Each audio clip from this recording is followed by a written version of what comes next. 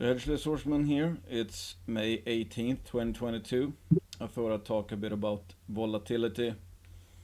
Uh, what kind of volatility we're seeing and what kind of volatility uh, I'm expecting.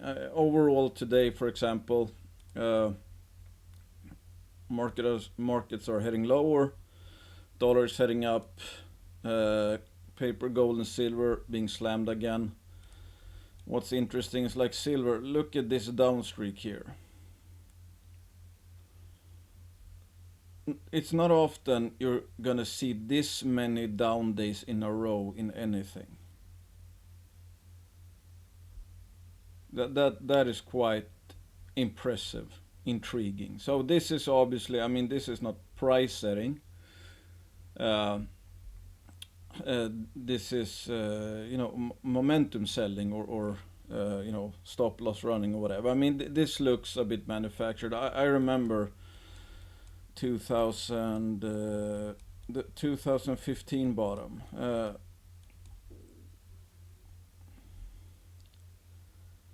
This was I think I got into miners around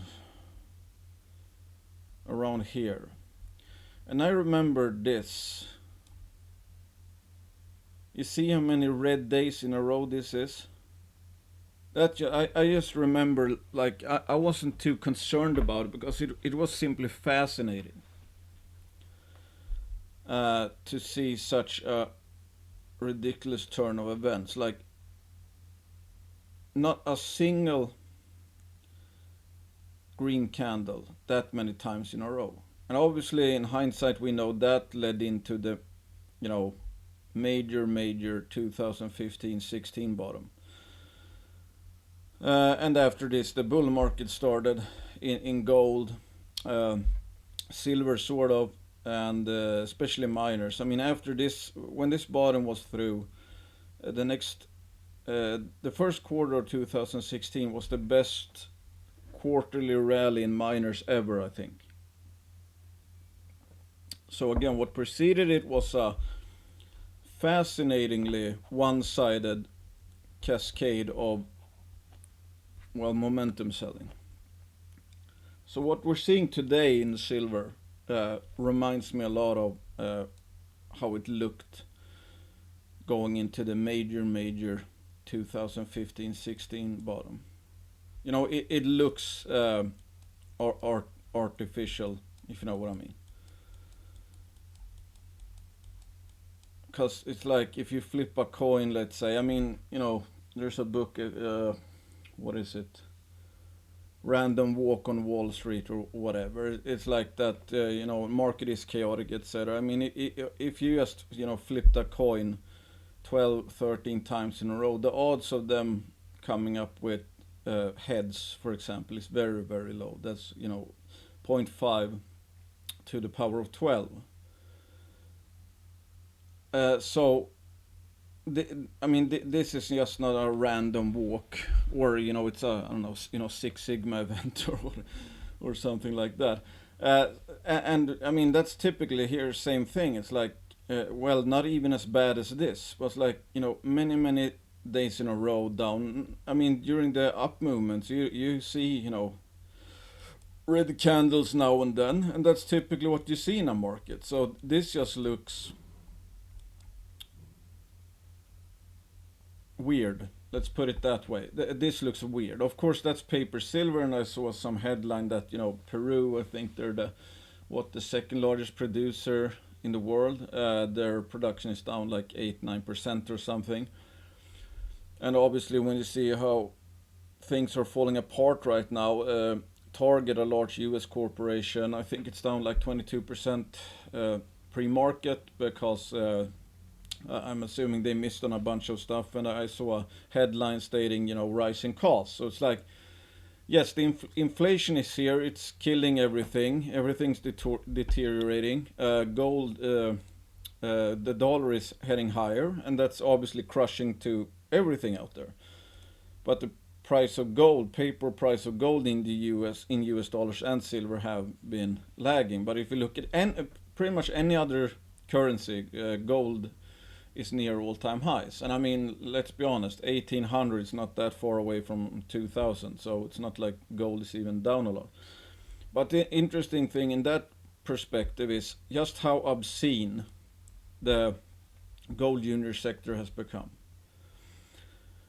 Here are just, a few micro cappers I'm looking at right now. Because like I've been saying, I mean, it's what you do at the bottom that means more to your long-term results than anything. It's like take Cartier Iron, for example, which owns around, I don't know, $8 million worth of Eloro shares, for example. You can see these huge swings. I mean, if you bought in the 2015 bottom, that was almost a 2,000% return from bottom to peak. And you'll need 200% to get back from a 67% drop. So that's the whole concept of why I say that what you do at bottoms have such huge effects, because people think because price has been going down for like 2 years almost. If you're sitting at a 50% loss in your entire portfolio, it feels like that's, you can never recover from that. Because you have seen no evidence in like 2 years why you could. Because gravity has been down. Every movement up has been short-lived. You can't catch a break, and regardless of what the companies really put out in news. I mean, there's not too many that are rocketing right now, but there's not too many juniors that have gone down in value to the same degree as prices went down. And it's like if the market was right, so it's like in the Cartier Irons case, did the value actually 20 bag from this period to this period? Maybe, highly doubt it. And it's like yesterday we saw, I'm assuming this was a market sale or a stop loss triggered, whatever. It's like, this is the whole point. Somebody bought Cartier Iron at 1.5 cents yesterday.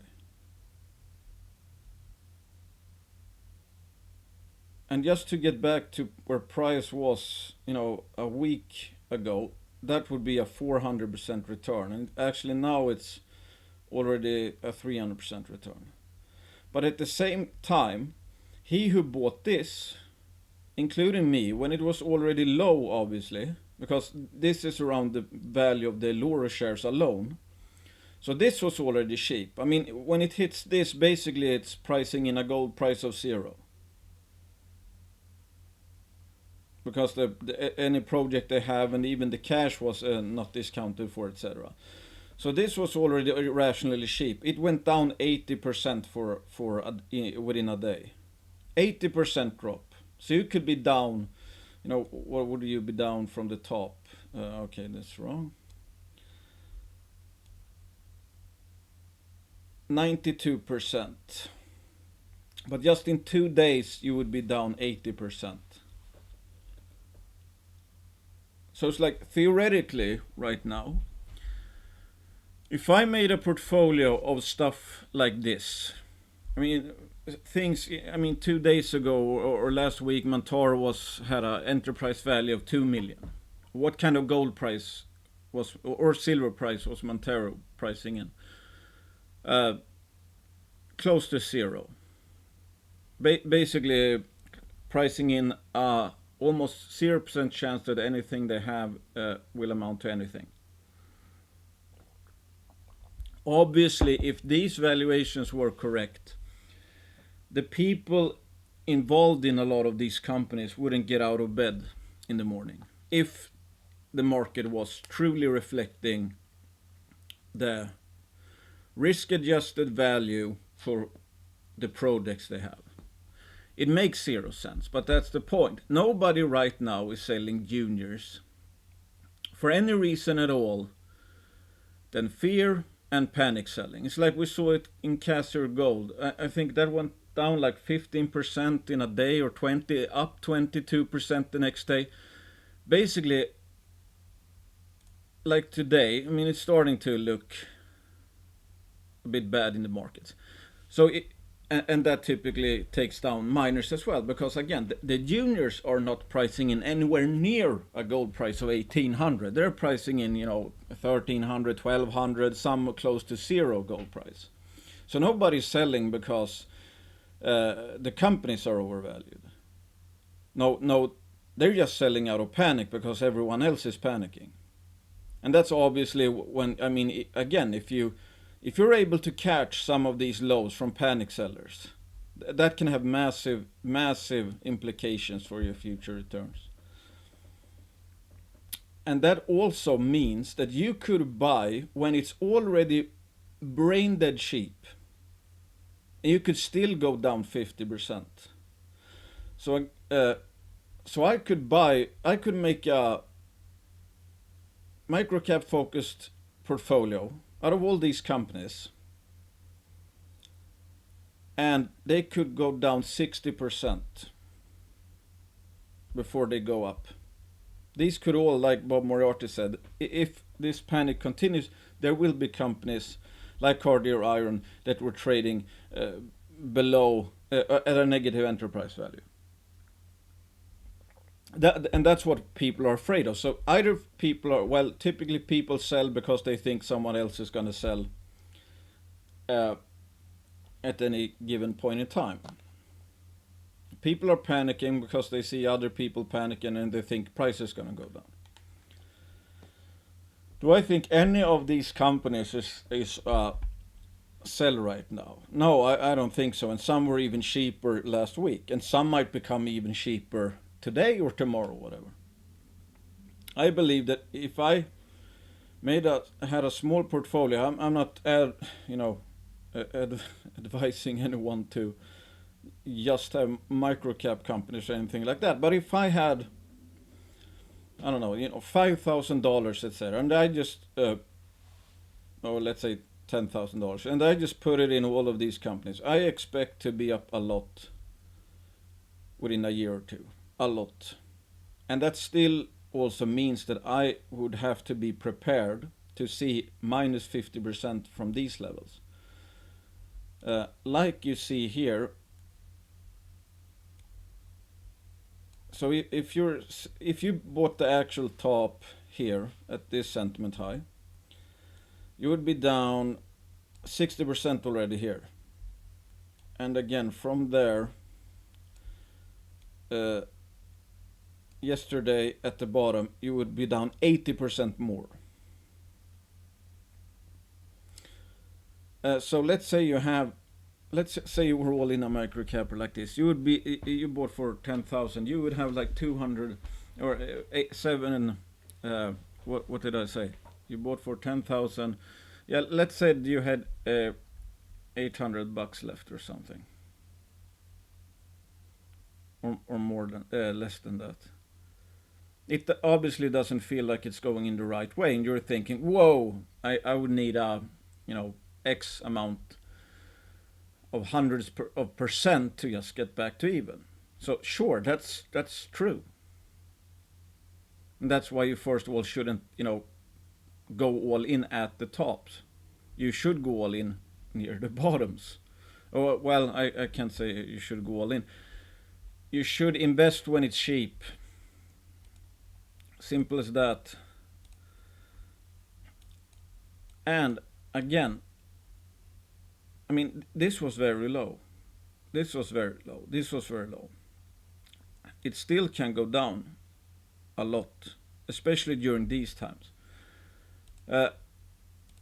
This was a few of some of the microcappers I have, and this was yesterday. I just, again, found it fascinating, so I took a screenshot. So you have one down 20%, one down 10%, one uneven, one up almost 10%, one up almost 40%, one up 8, one down 14, one up almost 11. If this isn't chaos, I don't know what is. And these are almost meaningless. 10% here or there from these valuations, that's meaningless. Some of these companies are already worth multiples of this given where gold is trading. Some are doing work right now that if they, I mean, let's be honest. Let's say a company has $2 million.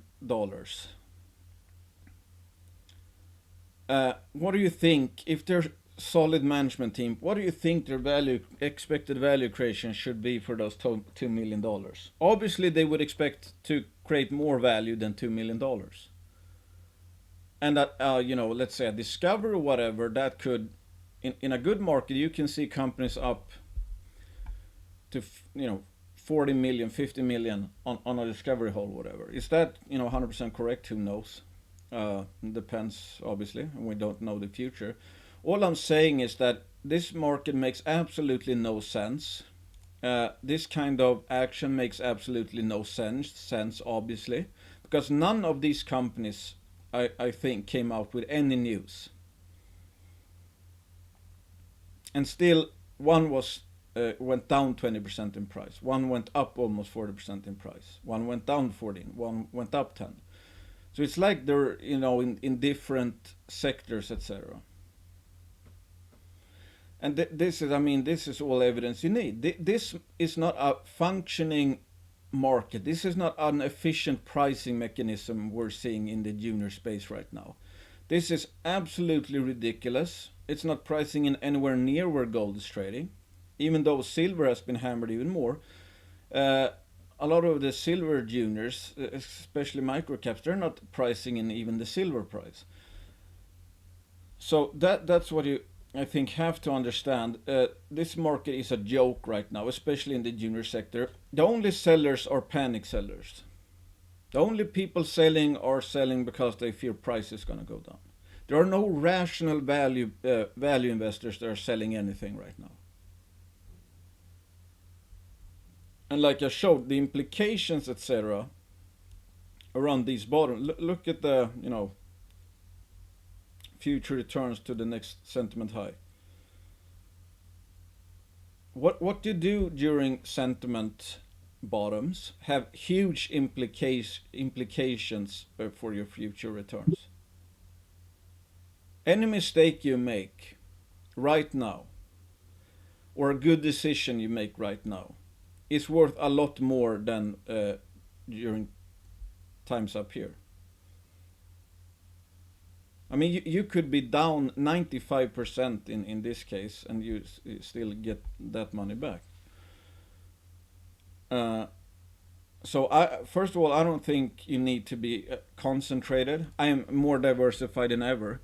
But right now, I'm on the hunt because I understand how extremely depressed prices impact future expected returns. I expect some of these just look at, I just played around. It's like, okay, if you multiply their current market caps by 5, these are the valuations, assuming no dilution. So that might not be fair, but it's like, hey, best I can do. Do you think these valuations are outrageous? Do you think these valuations were outrageous during the 2011 sentiment peak? And when you account for the kind of projects, etc. I would say absolutely not. So I expect valuations around this, and we've seen valuations around this just the last sentiment high, and that's what I find fun is like when I get asked because the sentiment is so depressed, and first of all, it's good when you see the amount of pain and suffering and people being disgusted by the sector. The more you see of that, the worse it gets, the better it is. Because you know that fewer and fewer are able to buy. So if you want to be one in 20 that actually can outperform an index, do the opposite of what everyone else is doing at any point in time. And right now, people are getting less and less inclined to buy, more and more inclined to sell, even though future expected returns are just going exponential. like we see in case of Cartier Iron, for example. It's not guaranteed that it will get back to this level or anything like that, but it's like, yeah, okay, if it did, whoever bet against everyone else right here would get yeah, 1,100% return. But most people are more likely to sell down here because they can't, if you said to people, it's like, yeah, you could be sitting at a 50% paper loss within a week, or if this gets worse, they couldn't stomach that because that they feel that will be permanent, even though the only one of the only few things we can guarantee is that sentiment always changes. So again, they're fearing this, even though it's going to be limited in time and scope, and we are going to hit a sentiment high. And to my previous point, I've been asked, do you think sentiment will ever return? That question is, I mean, that's suggestive of how people rationalize and how the people get influenced by recent past. I mean, we saw evidence of a pretty good sector environment just in 2020. That's less than 2 years ago. We saw evidence of this market reaching a sentiment high. But I assume that at every one of these bottoms, people uh, feel like it's never going to change, and they honestly think that this time around it will never change, and then it changes. This time around it will never change. It's so bad out there. I can't see anyone. No light in the end of the tunnel, and all of a sudden, like I showed in a previous video, one day it simply went up. And since almost everyone is a momentum trader, more and more people are going to buy the higher it goes. And more people are going to sell the lower it goes.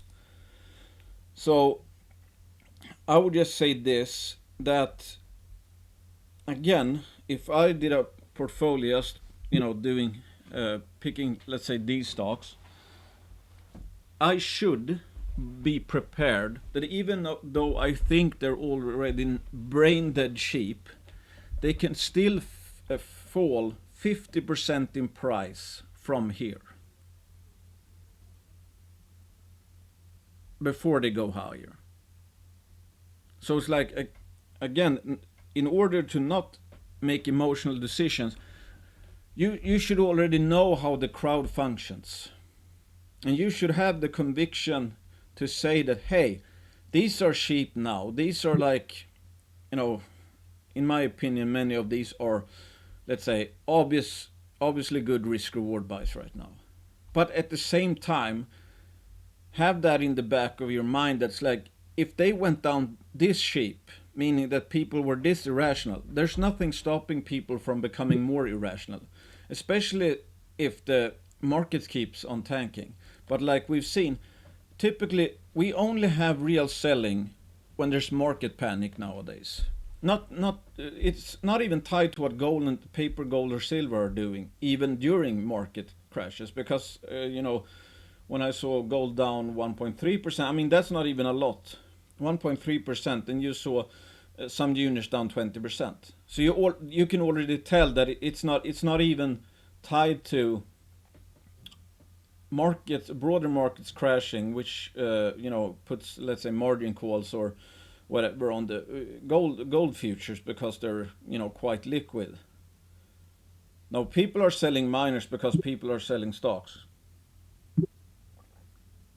There's nothing rational about this, and it can, as long as the market keeps on falling, expect to see even more stupid behavior. And if you're one of those lucky people that are around even close to any one of these bottoms, and you're diversified, you're going to make a lot of money. I mean, who knows what's going to happen after the market crash or whatever. I mean, this was 2008, 2009. You can just look at strategic metals. What happened? I mean, that didn't just go up to, I don't know, maybe they made a discovery, etc. But like, that just didn't go up to this level here from the bottom, which would be, I mean, 4 to 600% return. No, that went up to 2009. That went up to 2,900%, because this was going into what happened after the crash. So when people say, yeah, I mean, dollar is killing everything, gold is going down, etc. Yeah, okay. But let's say, if anyone knew that this was going to happen afterwards, after the crash, people would obviously not be selling down here. So that's also one thing. It's like, I'm not buying for what I expect price to do tomorrow. I'm buying because I know we're going to go into a sentiment high. And furthermore, the worse it gets, the more people panic sell. And that takes down gold juniors and silver juniors. But at the same time, the worse things get, the case for gold and silver strengthens, because we're reaching, getting closer and closer to the end game, and whatever aftermath will come out of this. So it's like, look around the next corner. Okay, what's happening now? Panic selling. Yes. Why are they panic selling? Because things are going to shit. Okay, what's going to happen when things, shit hits the fan, or enough at least to either, for some kind of policy response, or a reset, or bank holidays or whatever. It's like, do you think that would be unfavorable for real assets and precious metals when the fiat system is basically cratering? No, I think that's the opposite. So it's like, yes, we're having this kind of market panic selling, but the more interesting thing, I think, is what will come after it. And what am I buying right now that are already undervalued, but people sell just because they're panicking? What's going to happen to those assets if this continues and gets worse? What's going to happen after, let's say, the panic stops, or the panic reaches a point that someone somewhere will be forced to do something? That's more interesting, in my opinion. So, I mean, obviously this was kind of an example of this. Market crash, market panic during 2008, 2009, people panic selling, including miners, gold, and whatever. And then that forced, let's say, rate cuts and whatever. So then we had, a massive bull leg in silver. So this is the crash, and now we're crashing again. What happened after the crash?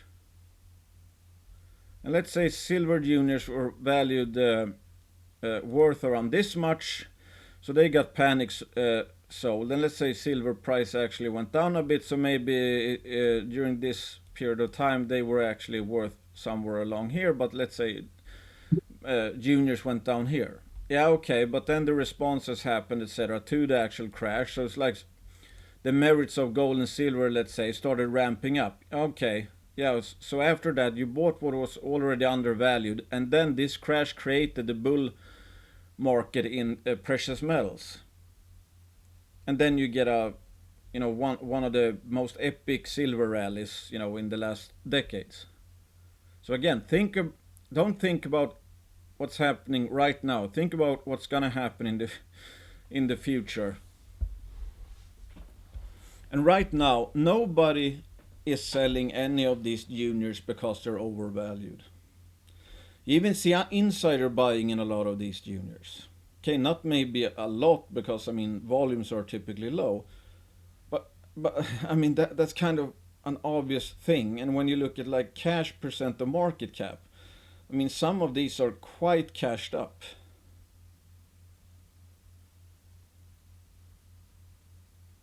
Which means that there's not a lot left that's being priced in for the projects themselves. If somebody just show me these valuations, and let's say this was in 2016 when gold was at around 1300 and juniors had been up, etc. At that point in time, when I saw what juniors could be valued at when gold hit 20 and silver hit 20 and gold hit 1350, let's say. If someone showed me these valuations in the, these sort of valuations you'll see in the micro cappers in the future. If someone asked me what price of gold I would expect to see to have projects were valued this low by the market, I would probably guess around $1,100 in gold or something. I mean, some are obviously, again, closer to gold price of zero, but let's say on average, 1,100. Gold is at, paper gold is at 1,800. Nothing out there makes sense right now. And again, nobody is selling because they're rational. I mean, they might be rational from their, if they have a margin call, if they're losing money on having bought overvalued stuff or having bought crypto, which, I mean, in the crypto space, $2 trillion just went up in smoke just in the last several weeks. There are some holes to plug out there, and I can think, or I can guess that some own junior miners as well. So they're basically forced to sell to meet margin calls or whatever. But again, people think risk is increasing with price declining. No, that's the opposite. The less that is priced in, the less risk you take. And many of these, if they make a discovery, just think of it, there are 1 to 2 million ounce gold projects out there that are probably worth around 500 million, 4 to 500 million at today's gold price. And this is the valuations if they would 5 bag from here. What if some of these are onto or will make, or at least prove up a substantial project? What do you think the value would be for them? And then you compare it to what their projects are being valued at right now. It's literally ridiculous. So I have no idea what's going to happen in the short term. I have no idea if these are going to go down 50% or 0%. I just know that it's going to get swingy. And like we saw here, and like we saw yesterday, they're going to swing wildly in the short term. And on that point, again, some of these companies, if they go down 20%, people think like, oh, Jesus, I bought high. Where in reality, this 20% drop might have brought down the market or the enterprise value from like 3 million to 2.4 million, whatever. So that's a 600K difference in enterprise value. That is absolutely nothing in the grand scheme of things. I mean, it's like take Goliath Resources. They're just announced that they're embark and mobilize their drill rigs for their upcoming drill season. They have the potential to literally infer like a multi-million ounce system in one go. Hopefully a high-grade underground British Columbia. What do you think that's the implied value could come from that? What implied value could come from that drill campaign? Let's say a few hundred millions at least. So who cares if, some of these companies swing 20% down or whatever? A lot of them are doing work that has the potential to prove up or de-risk tens or hundreds of millions of dollars. So why do we care if they swing from these levels 1 million here or there, which in this case could be like 10 to 20%, 10 to 20% swings. We're so stuck. We're anchored at the current valuation. We're anchored at the current sentiment level. Whereas so what if, take gold line for example. So what if gold line went down 50%? That would hit a enterprise value of close to, 0.8 million. And it's hard to go bankrupt if you have like $4.2 million in cash. So what do you think is going to happen in the future? Do you think it will be stuck at zero enterprise value or close to zero enterprise value for all eternity? Even there's no evidence at all that contradicts the fact that sentiment always changes. No, it's a buffet right now out there, and the lower they go, the more people will sell, which makes it even more of a buffet. I mean, I could probably, pull together like, I don't know, 4 or 5 different portfolios with like 15 names each, and I think every one of those, even if I never use the same name twice in any of those portfolios, I think that would still crush the all or most indices going forward. So it's like be prepared for more madness. Be prepared for more madness, and always keep in mind that think about what comes after these crashes. What comes after these crashes every single time, and that's gonna go on for all eternity unless civilization ends. Because people, that's also one good point. It's like, yeah, okay, the majors aren't spending enough on exploration, etc. The juniors are priced like their projects are worthless, and it's no point even go look for gold or any other metal, pretty much. Okay, there are two options. Either the market is right and we won't have a civilization, because obviously every mine depletes.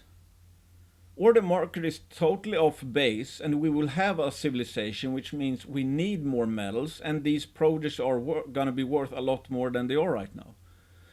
And I'm betting, I mean, if civilization ends pretty much, then it doesn't matter what you own anyway. You can't get saved in any stock. But if civilization doesn't end, these junior mining companies, some of them will go up an obscene amount. Perhaps, on the order of, 20 baggers or more. And that's also why you have to have staying power. I mean, I wouldn't have stop losses right now. I would certainly not have leverage right now or anything. I don't want to do anything that makes, makes me being forced to sell or panic sell or, anything like that, or liquidate my portfolio. Because we have no idea how swingy this could get. And I want to have staying power, because I know after the crash, it's darkest before the dawn, let's say. And right now they're already pricing in a gold price of like 1,200 when we're not even close to that. And the question is, if this trend continues of crashing markets and rising dollar, what's going to happen after that? When shit hits the fan, do you think people are more or less likely to actually go out and buy gold or silver? Yeah, I think so. So let's look around the corner and take it for what it is. Right now, this is panic selling. People are selling when they see panic. On days when there's no real panic, nobody's really selling. But now emotions are incredibly high, and you will have swings like this. Some stocks will have some dip buyers, value hunters, so they drive up the stock, and given the low volumes right now, these micro cappers can jump immensely. As soon as someone panic sells, they can drop immensely. So I mean, if there was ever a time to have like stink bids or whatever, I think that would be now, because now you really want panic selling. You want panic selling because you have no idea how low you could get some of these buys, for example. I mean, it's enough for one dude to put in a market sell order in some of these micro cappers, and they're down like and they're down like 75% in a day or two, and then they're up like 300% next day. Imagine being the one who sold this. Whew. Ooh, that's costly. That's incredibly costly. That's why I always hate selling low, and I refuse to sell any time we're even close to these sentiment levels. I refuse to sell, because I know that it's going to cost me so much in the future, and it doesn't matter if we go down first because we're going to go up later. So as long as I'm in the game at these levels, yeah, it's gonna it typically turns out very well.